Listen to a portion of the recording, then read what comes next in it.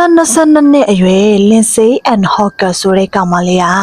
အင်္ဂလိပ်စာသင်ကြားပေးဖို့အတွက်ဂျပန်ကိုရောက်ရှိလာခဲ့တယ်။ဒီခရီးစဉ်ကသူမဘဝအတွက်စိတ်အလှုပ်ရှားဆုံးခရီးစဉ်ဖြစ်ခဲ့တယ်ပေါ့နော်။ဒါပေမဲ့သူမအတွက်အဆိုးဆုံးအရာတွေကစောင့်ကြုံနေခဲ့တယ်ဆိုတာကိုLindsayတယောက်လုံးဝကိုမသိခဲ့ဘူး။ဒီဇလန်ကဂျပန်နိုင်ငံတိုကျိုမှာဖြစ်သွားခဲ့တာပေါ့နော်။အချိန်ပြည့်နီယွန်မီးရောင်တွေနဲ့တောက်ပနေတဲ့လမ်းတွေမုံမြော်တိုက်ကြီးတွေနဲ့မီရှလင်ရထားတဲ့စားတောက်ဆိုင်တွေပြည့်နှက်နေပြီးတော့နီးပညာတိုးတက်မှုကိုတွေ့မြင်နိုင်တယ်လို့တစ်ဖက်မှာလည်းသူတို့ရဲ့ရိုးရာယဉ်ကျေးမှုနဲ့ဖျားเจ้าတွေတည်ရှိနေတဲ့ဂျပန်ဟာကမ္ဘာအန်ရီအကင်းဆုံးနိုင်ငံတွေထဲမှာပါဝင်နေဆိုတာကိုတော်တော်များများကလက်ခံကြပါတယ်2019အောက်တိုဘာလမှာLindsayကအီဒိုဂါဝါတိုကျိုကိုရောက်ရှိလာခဲ့ပြီးတော့ချက်ချင်းပဲဂျပန်နိုင်ငံရဲ့အကြီးဆုံး private အင်္ဂလိပ်ကျောင်းဖြစ်တဲ့ Nova မှာအလုပ်စရခဲ့တယ်။ Lindsayက converted အင်္ဂလန်စာတိဖြစ်ပြီးတော့သူမဟာအဖေရဲ့အမေရဲ့နောက်ထပ်အမနှစ်ယောက်နဲ့အတူပျော်ရွှင်နှွေးထွေးတဲ့မိသားစုအတိုင်းအဝန်းလေးကိုပိုင်ဆိုင်ထားသူလေးဖြစ်တယ်ပေါ့နော်။ Lindsayကအမြဲတမ်းသူ့မိသားစုနဲ့အဆက်အသွယ်တွေလုပ်ပြီးတော့ဂျပန်ရဲ့လူနေမှုဘဝနဲ့ဂျပန်ကဘလောက်တောင်လုံခြုံပြီးတော့အန်ဒီရဲ့ကင်းကျောင်းကိုမကြာခဏမိသားစုဝင်တွေကိုပြောပြလဲရှိတယ်။စိတ်အားထက်သန်တဲ့Lindsayကမစတာဘွဲရယူဖို့ကိုပြင်ဆင်နေပြီးတော့သူ့ရဲ့၄နှစ်တာလက်တွဲလာခဲ့တဲ့ချစ်သူနဲ့နှွေရာသီကိုအတူမကုံဆုံးခင်လေးမှာဂျပန်ကိုခဏရောက်လာခဲ့တာသူမကလက်ရှိမှာတော့နောက်ထပ်အခန်းပေါ်ဆရာမနှစ်ယောက်နဲ့အတူတိုက်ခန်းတစ်ခုမှာနေထိုင်လျက်ရှိတယ်မတ်25ရက်နေ့မနက်မှာLindsayကပုံမှန်လိုပဲသူမရဲ့ပစ္စည်းတွေကိုတင်ဆေးပြီးတော့အခန်းပေါ်နှစ်ယောက်ကိုနှုတ်ဆက်ရင်သူမရဲ့စက်ဘိန်းလေးနဲ့အတူအိမ်ကနေထွက်သွားခဲ့တယ်ဒါပေမဲ့သူမဘယ်တော့မှပြန်မရောက်လာခဲ့တော့မတ်26ရက်နေ့နေ့လယ်2နာရီခွဲလောက်မှာLindsayရဲ့အဖေက Nova ကျောင်းရဲ့ဝန်ထမ်းစီကနေ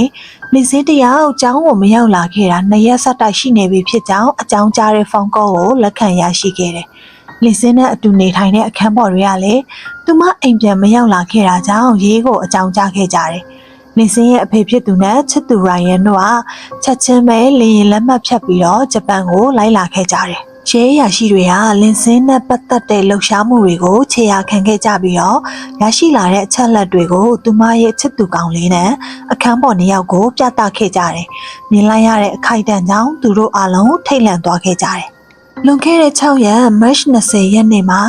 Lindsayကအလောက်ကနေအိမ်ကိုပြန်လာတဲ့ရထားပေါ်မှာအမျိုးသားတစ်ယောက်နဲ့တွေ့ဆုံခဲ့တယ်။ဒီအမျိုးသားကLindsayထက်အသက်4-5နှစ်လောက်ပိုကြီးမဲပုံပေါ်ပေမဲ့သူကLindsayကိုသူ့ရဲ့အင်္ဂလိပ်စာဆရာမလားလို့မေးခဲ့တယ်။ဒါပေမဲ့Lindsayကတော့မဟုတ်ကြောင်းကိုယဉ်ကျေးစွာနဲ့ညှင်းဆိုခဲ့ပြီးတော့သူမဆင်ရမယ့်ဘူတာအရောက်မှာရထားပေါ်ကနေဆင်းခဲ့လိုက်တယ်။သူမရဲ့စပိန်လေးနဲ့အတူအိမ်ကိုပြန်လာခဲ့တယ်။ဒါပေမဲ့သူမရဲ့စပိန်နောက်မှာစောစောကတွေ့ခဲ့တဲ့လူကပြေးရေးလိုက်လာခဲ့တာကိုသူမတွေ့လိုက်ရတယ်ပေါ့နော်။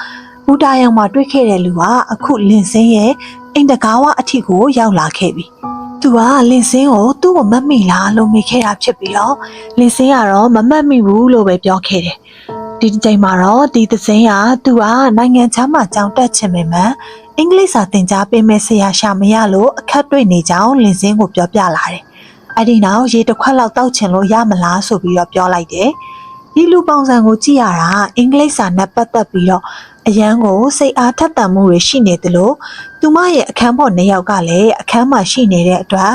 Lindsayကဒီသစိမ်းကိုသူမရဲ့တိုက်ခန်းတွေကိုဝင်ခွင့်ပေးလိုက်တယ်ပေါ့နော်ဒါကတော့Lindsayရဲ့မဟာအမားကြီးလို့ပြောရမယ်ဒီလူကLindsayနဲ့စကားတွေပြောပြီးတော့Lindsayရဲ့ပုံချမ်းကိုရေးဆွဲပြီးဖုန်းနံပါတ်အီးမေးလ်လိပ်စာနဲ့သူ့နာမည်ကိုဆိုင်းထိုးပြီးတော့Lindsayကိုလက်ဆောင်တောက်ပေးခဲ့လိုက်တယ်Lindsayအခန်းပေါ်ရဲ့ပြောပြချက်အရLindsayကဒီလူကိုကော်ဖီဆိုင်မှာအင်္ဂလိပ်စာသင်ကြားပေးဖို့သဘောတူခဲ့တယ်လို့ဆိုရယ်အခန်းပေါ်တွေကမသင်ကြားပေးဖို့တားခဲ့ကြပေမဲ့ဆီယာမပီပီLindsayကတော့ဒါကိုလက်မခံခဲ့ဘူးမတ်25ရက်နေ့မှာတော့Lindsayကဒီသစိမ်းကိုအင်္ဂလိပ်စာသင်ကြားပေးဖို့Dortoဆိုတဲ့ကော်ဖီဆိုင်ကိုထွက်လာခဲ့တယ်ဒါကသူမရဲ့အခန်းပေါ်တွေLindsayကိုတွေ့ခဲ့ရတဲ့နောက်ဆုံးအကြိမ်ပဲဖြစ်တယ်အဲ့ဒီနေ့မှာLindsayကသူ့ရဲ့အခန်းပေါ်တွေကို Facebook ကနေစာပို့ခဲ့သေးတယ်။သူကအများကြီးချစ်တယ်နော်။အိမ်ကိုလိုက်လာတဲ့အဲ့ဒီလူကြောင့်စိတ်ပူမနေကြနဲ့။သူကကြောင်တောင်ဂျပန်တယောက်ပဲတတိရတယ်ဆိုပြီးတော့ပို့ခဲ့တာပါ။ CCTV မှတ်တမ်းတွေအရမတ်25ရက်နေ့မှာ လင်စင်းနဲ့တာဆူယာအီရှီဟာရှီအမည်ရတဲ့ဒီလူတို့ဟာ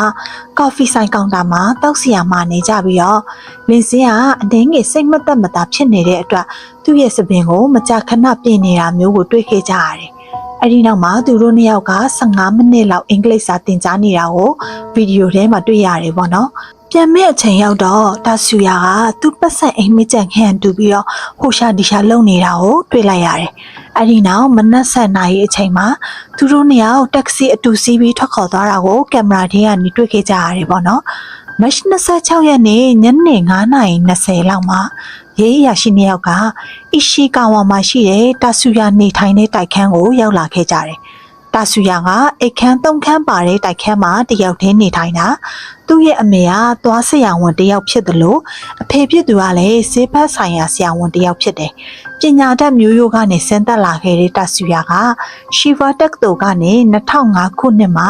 ဥယျာဉ်ချမ်းမြေစိုက်ပျိုးရေးမေဂျာဘွဲကိုရယူထားသူလည်းဖြစ်တယ်။ဒါပေမဲ့သူကဘာအလုပ်အကင်မှလုပ်ကင်တာမျိုးမရှိပဲမိဘစီကနေလဆင်ထောက်ပံ့ခြင်းရန်တသိန်းဒေါ်လာနဲ့ဆိုရင်960ခန့်ကိုရယူပြီးတော့ရှင်တန်ရက်တင်နေတာပေါ့နော်။တာဆူယာကလူတွေနဲ့ပြောဆိုဆက်ဆံရတာမျိုးကိုမကြိုက်ပဲတယောက်တည်းတီးတန့်နေတတ်ပြီးတော့ရက်ဆက်စွာတပ်ဖြတ်မှုတွေပါဝင်တဲ့အနီမေးရှင်းကားတွေကိုသဘောကျသူလည်းဖြစ်တယ်။နောက်ပြီးသူ့စီမှာထူးဆန်းတဲ့အချင်းစရိုက်တွေကလည်းရှိလို့နေတယ်။လွန်ခဲ့တဲ့နှစ်ခန့်ကတာဆူယာကလမ်းမတွေ့တဲ့အမျိုးသမီးတစ်ယောက်စီကနေဓာပြတိုင်ရင်ကိုထိလက်ရောက်ကျူးလွန်ခဲ့တာကြောင့်အမှုရင်ဆိုင်ခဲ့ရပြီးတော့ခံဝန်နဲ့လွတ်မြောက်လာခဲ့တယ်။သူကောလိပ်တက်တဲ့အချိန်တုန်းကချစ်သူတစ်ယောက်ရှိခဲ့ဘူးတာဖြစ်ပြီးတော့တာဆူယာရဲ့ချစ်သူပြောပြချက်အရသူမကသူ့အခန်းကိုတွားရောက်လေးပတ်တိုင်းမှာသူ့ချစ်သူဟာအားကစားကို1နာရီ2နာရီကြာတဲ့အထိတေးကြီးမဲကြီးလုံးနေတတ်တယ်။ပြီးတော့တစ်နေ့ကိုမိုင်90အထိပုံမှန်ဆက်ပြီးစီးရမျိုးကိုလည်းလုပ်တတ်တယ်လို့ဆိုရဲပေါ့နော်။2009မှာတော့တာဆူယာရဲ့စိတ်ကျန်းမာရေးကတဖြည်းဖြည်းဆိုးဝါးလာခဲ့ပြီးတဲ့နောက်သူ့ရဲ့ပြစ်မှတ်ကိုသူရှာဖွေနေခဲ့တာ။နောက်ဆုံးမှာတော့သူ့ရဲ့ပြစ်မှတ်ဖြစ်လာရသူဟာအသက်22နှစ်အရွယ်ဗြိတိန်သူလည်းလင်စဲဖြစ်ခဲ့တယ်။ဒီအဖြစ်အပျက်တွေမဖြစ်ခင်မှာတာဆူယာကလင်စဲကိုလအနှင်းငင်ကလေးကနောက်ရောက်ခံစောင့်ကြည့်နေခဲ့တာ။အဲ့ဒီနေ့မနက်ကလင်စင်းနဲ့တာဆူယာတို့တက္ကစီတစ်စီးနဲ့အတူတာဆူယာရဲ့တိုက်ခန်းကိုတွားရောက်ခဲ့ကြတယ်။အကြောင်းရင်းကတော့လင်စင်းကသူမစိုက်ပြီးရှင်းထားခဲ့တဲ့ပတ်စံကိုတာဆူယာစီကနေပြန်ယူဖို့အတွက်ခဏလေးလိုက်သွားခဲ့တာပေါ့နော်။တက္ကစီကတာဆူယာတိုက်ခန်းနဲ့9မိနစ်လောက်လမ်းလျှောက်ရင်ရောက်တဲ့အကွာဝေးမှာရက်ခဲ့တာဖြစ်တယ်။လင်စင်းကတက္ကစီသမားကိုခဏလောက်စောင့်ပေးဖို့ပြောပြီး9မိနစ်လောက်ကြာတဲ့အထိတက္ကစီသမားဆောင်ပြီးသွားတဲ့အချိန်မှာလင်စင်းရောက်မလာခဲ့တဲ့အတွက်တက္ကစီသမားအဲ့ဒီနေရာကနေထွက်လာခဲ့လိုက်တယ်။မတ်26ရက်နေ့ညနေ9:00နာရီခွဲလောက်မှာတာဆူယာနေထိုင်တဲ့အဆောက်အအုံကိုရေးအရာရှိ2ယောက်ကရောက်ရှိလာခဲ့ကြတယ်။ဂျပန်နိုင်ငံရဲ့ဥပဒေအရသူတို့ကအခန်းတကားကိုတွားခောက်ခွင့်မရှိတဲ့အတွက်တိုက်ရဲထွက်ပေါက်ကနေပဲစောင့်နေခဲ့ကြတယ်။ည8:00နာရီလောက်မှာတော့နောက်ထပ်ရေးအရာရှိ9ယောက်တို့ကရောက်ရှိလာခဲ့ကြပြီးတော့တာဆူယာထွက်လာမယ့်အချိန်ကိုစောင့်ဆိုင်းနေခဲ့ကြတယ်။2နာရီလောက်အကြာမှာတော့တက်ဆူယာကတိုက်ခန်းထဲကနေကြောပိုးအိမ်လွယ်ပြီးဖနက်မပါပဲပြေးထွက်လာခဲ့ပြီးတော့အရေးပေါ်ထွက်ပေါက်ကနေအပြင်ကိုထွက်ပြေးလွတ်မြောက်သွားခဲ့တယ်။ရဲတွေကတာဆူယာရဲ့အခန်းကိုတွားရောက်စစ်ဆေးတဲ့အချိန်မှာတော့အခန်းရှိဝရန်နာမှာရေချိုးကန်ကြီးကိုတွေ့လိုက်ရပြီးအဲ့ဒီရေချိုးကန်ထဲမှာသေးတွေအပြည့်ဖုံးအုပ်ထားပြီးတော့သေးတွေထဲကနေဖြူဖွေးတဲ့လက်တစ်ဖက်ကထိုးထွက်နေခဲ့တာကိုတွေ့လိုက်ကြရတယ်ပေါ့နော်။ဒါကတက်ဆူယာဟာအလောင်းဖြောက်ဖြတ်ဖို့စ조사တာမပြီးပြတ်ခဲ့တဲ့ပုံပေါ်နေတယ်။အိမ်နီးချင်းတွေရဲ့ပြောကြားချက်အရမနေ့ညကတက်ဆူယာရဲ့အခန်းကနေပစ္စည်းရွှေ့နေတဲ့ကြေလောင်တဲ့အတန်ကိုကြားခဲ့ကြရတယ်လို့ဆိုရယ်။ဒါကတာဆူယာတယောက်ရေချိုးကန်ကိုသူ့တိုက်ခန်းရှိဝရန်နာကိုရွှေ့နေတာကြောင့်ထွက်ပေါ်လာတဲ့အတန်ဖြစ်တယ်။ရဲတွေကလင်စင်းရဲ့အဝတ်အစားကင်းမဲ့နေတဲ့အလောင်းကိုရေချိုးကန်ထဲကနေတူးပေါ်ရရှိခဲ့ကြတယ်။လင်စင်းရဲ့ပါးစပ်တွေကိုအဝတ်စနဲ့ပိတ်ဆို့ထားခဲ့ပြီးတော့သူမကကြိုးတွေနဲ့အချင်ခံထားရတာသူမရဲ့လက်တစ်ဖက်ကတော့အဲ့သေးတွေထဲကနေအပေါ်ကိုထွက်နေခဲ့တာပေါ့နော်။ခန္ဓာကိုယ်အပေါ်ပိုင်းတစ်ခုလုံးကအညိုမေးကွက်တွေဆွေးနေပြီးတော့ဒါကအချိန်အကြာကြီးတိုက်ခိုက်ခံထားရတယ်ဆိုတာကိုပြသလို့နေတယ်။လင်စင်းနဲ့တက်ဆူယာ2ယောက်လုံးကကိုခံပညာကိုတက်မြောက်ထားတဲ့သူတွေဖြစ်ပေမဲ့လို့တက်ဆူယာကတော့ခပတ်နဲ့ရထားသူလည်းဖြစ်တယ်။ လင်းစင်းရဲ့ဘက်ဖက်မျက်နှာမှာကြက်ဥလုံးလောက်အညိုမဲကွက်ဆွေးနေပြီးတော့ဒါကလက်သီးနဲ့အထိုးခံထားရတဲ့တန်ရာဖြစ်တယ်ပေါ့နော်သူတို့နှစ်ယောက်အပြန်အလှန်တိုက်ခိုက်ခဲ့ကြပုံပေါ်ပြီးတော့လင်းစင်းရဲ့ခန္ဓာကိုယ်အပေါ်ပိုင်းတန်ရာတွေကတော့ပစ္စည်းတွေနဲ့တိုက်ခိုက်ခံထားရဟန်ပေါ်တယ်လင်းစင်းကအကြိမ်ကြိမ်တိုက်ခိုက်ခံထားရတဲ့တန်ရာတွေအပြင်သူမရဲ့လေပင်ရိုးကျိုးခဲ့တာကြောင့်သူမဟာတိတ်ဆုံးခဲ့ရတာပါသူမတေဆုံးသွားပြီးတဲ့နောက်မှာသူမရဲ့ခေါင်းကိုအရိတ်ခံထားရပြီးစပင်တွေကိုတော့ပလတ်စတစ်အိတ်ထဲသိမ်းဆည်းထားတာကိုရဲတွေကတွေ့ခဲ့ကြရတယ်။သူမနဲ့အတူပါသွားတဲ့သူမရဲ့ပစ္စည်းတွေကတော့အခန်းအနှံပြန့်ကျဲနေခဲ့တယ်။မတ်29ရက်နေ့မနက်3နာရီမှာတော့မိဘတိုင်းမကြားချင်ဆုံးသောစကားဖြစ်တဲ့လင်းစင်းရဲ့အလောင်းကိုရှာဖွေတွေ့ရှိပြီးဖြစ်ကြောင်းအကြောင်းကြားလာတဲ့ဖုန်းကိုလင်းစင်းရဲ့မိဘတွေကလက်ခံရရှိခဲ့ကြတယ်။တာဆူယာကိုအလိုရှိကြောင်းကြော်ညာစာဆောင်ရေး3သိန်းကိုဂျပန်အနက်ဖြန့်ဝေခဲ့ကြပြီးတော့ရုပ်ပြထားခဲ့ရင်တော့မမိစေဖို့အတွက်တာဆူယာရဲ့အမျိုးသမီး version ဓာတ်ပုံကိုပါထည့်သွင်းဖော်ပြခဲ့ကြတာဖြစ်တယ်။ပြည်တွင်းသတင်းနဲ့နိုင်ငံတကာသတင်းတွေကပါတာဆူယာရဲ့အကြောင်းကိုကြေညာခဲ့ကြတာဖြစ်ပြီးဂျပန်တနိုင်ငံလုံးကဒီအကြောင်းကိုတည်သွားခဲ့ကြတယ်။ရဲတွေကလမ်းတွေမှာစောင့်ဆိုင်ပြီးစုံစမ်းရှာဖွေခဲ့ကြတယ်။ဒါပေမဲ့လည်းအပေါင်းကောင်းခဲ့တဲ့တာဆူယာကိုရှာမတွေ့ခဲ့ကြဘူး။ရက်တွေကနေလတွေပြောင်းခဲ့ပြီး2008ခုနှစ်အောက်တိုဘာလမှာတော့ရဲအရာရှိအယောက်140ပါဝင်တဲ့စုံစမ်းစစ်ဆေးမှုကိုလှုပ်ဆောင်ခဲ့ကြတယ်။ရဲတွေကတက်ဆူယာဟာကိုယ့်ကိုယ်တေချောင်းကျန်သွားတာဖြစ်နိုင်တယ်လို့လည်းယူဆခဲ့ကြပြန်တယ်။တက်ဆူယာရဲ့မိဘတွေကလည်းတယ်လီဗီရှင်းအစီအစဉ်တွေကနေတဆင့်တောင်းပန်ခဲ့ကြပြီးမိခင်ဖြစ်သူဟာတက်ဆူယာကိုလာရောက်အဖမ်းခံဖို့ပြောကြားခဲ့တယ်။လင်းစင်းရဲ့မိသားစုဝင်တွေကလည်းတရက်ခန့်ရဲ့သတင်းကိုစုံစမ်းနိုင်ဖို့တိုကျိုကိုတဖန်ပြန်လည်ရောက်ရှိလာခဲ့ကြတယ်။အစပိုင်းမှာတော့တက်ဆူယာကိုဖမ်းမိခဲ့ရင်စုချင်းငွေရန်တသန်းထုတ်ပြန်ထားရကနေရန်စေတန်းအထိကိုတိုးမြင့်လိုက်တယ်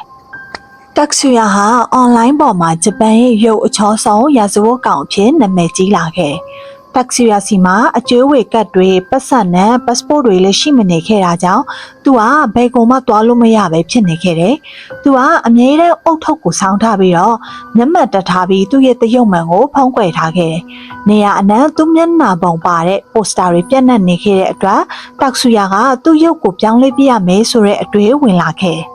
အနောက်မှာတော့အိတ်ဆောင်သားနဲ့သူ့ရဲ့ဘေးဖက်ပါပေါ်အမဲ့ကိုလီးထုတ်လိုက်ပြီးတော့သူ့ရဲ့အောက်နှခမ်းကိုပိုသေးသွားအောင်လို့ကက်ကြီးနဲ့ညက်ပစ်ခဲ့တယ်။ပထမတစ်ကြိမ်နှခမ်းကိုကက်ကြီးနဲ့ညက်လိုက်တဲ့အချိန်မှာအရန်ကိုနာကျင်လွန်းတာကြောင့်မအောင်မြင်ခဲ့ပေမဲ့ရက်အနှင်းငယ်အကြာမှာတော့အများသုံးတပ်စင်ခန်းထဲမှာဒါကိုအပီးသက်လှုပ်ဆောင်ပစ်ခဲ့တယ်။နောက်ပြီးအနက်အချီကိုတောင်းပြီးတော့သူ့နှခေါင်းကိုပိုသေးသွားအောင်လို့ချုပ်ပစ်ခဲ့ပြီးမတ်အထက်ထက်ကိုဝတ်ဆင်ထားခဲ့တယ်။အနောက်မှာတော့ဘတ်စကားနဲ့ရထားတို့ကိုတုံးပြီးတော့တက်ဆူယာကဂျပန်နိုင်ငံရဲ့တောင်ဘက်ပိုင်းမှာရှိတဲ့ရှီကိုကူကျွန်းပေါ်ကဖျားเจ้าကိုတွားရောက်ခဲ့တယ်။ဖျားเจ้าစီတွားရောက်ရတဲ့အကြောင်းရင်းကတော့လင်းစင်းကိုအသက်ပြန်ရှင်လာအောင်ဆူတောင်းမလို့ဖြစ်တယ်။နောက်ပိုင်းမှာတော့တက်ဆူယာက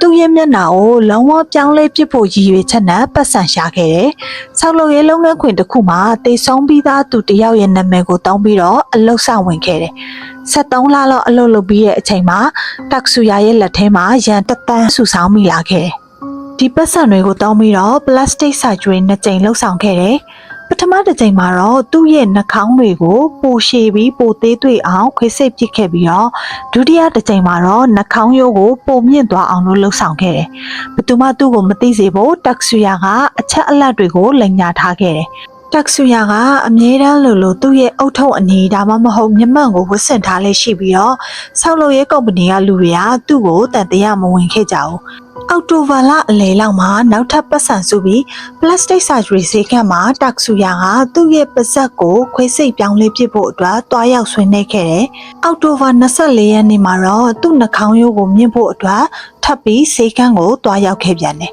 ။ဒီတစ်ချိန်မှာတော့ဆေးခန်းဝန်ထမ်းကနေတက်ဆူယာရဲ့ပါးပေါ်ကအမရွတ်ကိုတတိထားမိသွားခဲ့တယ်။အနောက်မှာတော့ရေကိုဓာတ်ပုံတွေပြလိုက်တဲ့အချိန်ဒါကတက်ဆူယာဆိုတာကိုအတည်ပြုနိုင်ခဲ့ကြတယ်။နိုဝင်ဘာ4ရက်နေ့မှာတော့ရဲတွေလက်ထဲရောက်ရှိလာခဲ့တဲ့တက်ဆူယာရဲ့ပလတ်စတစ်ဆိုင်တွေလှုပ်ဆောင်ပြီးနောက်ပြောင်းလဲသွားတဲ့ဓာတ်ပုံတွေကိုသတင်းမှာထည့်ကျင်ညာခဲ့ကြတယ်။တက်ဆူယာကဒီသတင်းကိုတွေးလိုက်တဲ့အချိန်မှာအရန်ကိုထိတ်လန့်တုန်လှုပ်သွားခဲ့ပြီးတော့ချက်ချင်းဆိုသလိုစပင်သွားညံ့ခဲ့တယ်။အဲဒီနောက်နှကမ်းမွေးတွေနဲ့ရုပ်ဖြတ်ပြီးထွက်ပြေးခဲ့တယ်။ 2009 ခုနှစ်နိုဝင်ဘာ 10 ရက်နေ့မှာတော့တက်ဆူယာကိုဂျပန်နိုင်ငံရဲ့တောင်ဘက်ဆုံးပိုင်းအိုကီနာဝါကိုထွက်ပြေးဖို့လှုံ့ဆော်နေတဲ့အချိန်ရဲတွေကဖမ်းမိသွားခဲ့တယ်။မိနစ်ခွဲအကြာမှာတော့ဂျပန်နိုင်ငံရဲ့အလိုရှိဆုံးတရားခံတက်ဆူယာကိုဖမ်းဆီးနိုင်ခဲ့တယ်။တရားရုံးမှာတော့တက်ဆူယာကသူဟာလင်စင်းကိုမတော်တဆတပ်မိသွားတာဖြစ်ပြီးတော့အရေးပေါ်ကားခေါ်ဖို့အထိစ조사ခဲ့တဲ့အကြောင်းကိုထွက်ဆိုခဲ့တယ်။2011 ခုနှစ်ဇူလိုင်21 ရက်နေ့မှာတက်ဆူယာကိုလင်စင်းကိုတေးစေမှုနဲ့ထောင်ဒဏ်တစ်သက်တစ်ကျွန်းချမှတ်လိုက်တယ်။နောက်ပိုင်းမှာတော့တက်ဆူယာကဒီအမှုကြောင့်သူဖြတ်တန်းခဲ့ရတဲ့အရာတွေနဲ့ပတ်သက်ပြီးသူ့ရဲ့ဗတ်ကျန်းကနေဖော်ပြထားတဲ့ Until I Was Arrested ဆိုတဲ့စာအုပ်ကိုရေးသားခဲ့ပြီးတော့ဒီစာအုပ်ကဂျပန်နိုင်ငံရဲ့အယောင်ရဆုံးစာအုပ်တစ်အုပ်ဖြစ်လာခဲ့တယ်။ဒီစာအုပ်ကိုအခြေခံပြီးရုပ်ရှင်ကလည်းထွက်ရှိခဲ့တယ်။လင်စင်းရဲ့အဖေဟာသူတို့တရားမျှတမှုကိုလိုချင်ခဲ့တာဖြစ်ပြီးအခုချိန်မှာတော့တရားမျှတမှုကိုရရှိခဲ့ပြီလို့ပြောကြားခဲ့တယ်။နောက်ပြီးလင်စင်းရဲ့ချစ်သူရိုင်ယန်ကတကယ်တမ်းမှာတော့နေရာသည်သူတို့နှစ်ယောက်တွေ့ဆုံချိန်လေးမှာသူ့ချစ်သူကိုလက်ထပ်ခွင့်တောင်းဖို့ပြင်ဆင်ထားခဲ့တာဖြစ်ပေမဲ့အရာအလုံးကပျက်စီးသွားခဲ့ရပြီးသူမကသူ့ဘဝအတွက်အကောင်ဆုံးသူတစ်ယောက်ဖြစ်ခဲ့တယ်လို့ပြောသွားခဲ့တယ်။ဒါကတော့ဝန်းနေစရာအဖြစ်အပျက်လေးပဲဖြစ်ပါတယ်။အဆုံးထိနားထောင်ပေးခဲ့ကြလို့ကျေးဇူးအများကြီးတင်ပါတယ်။